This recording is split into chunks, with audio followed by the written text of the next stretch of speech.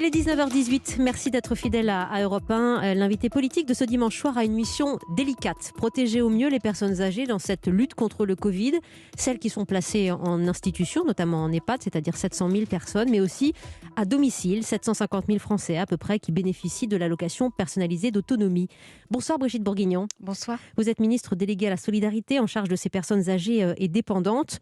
Un an après l'arrivée du virus en France, on peut saluer ce chiffre. 70% des résidents des EHPAD ont reçu une première dose de vaccin. Qui sont les 20% restants? C'est ceux qui ne voulaient pas ce vaccin?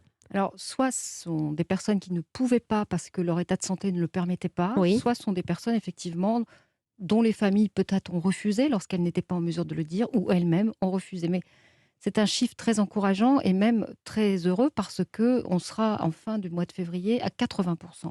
C'était assez inespéré parce qu'au départ, il y avait une défiance. Oui. Cette défiance, finalement, on s'est aperçu, que n'a-t-on dit d'ailleurs sur le consentement éclairé que nous souhaitions avoir.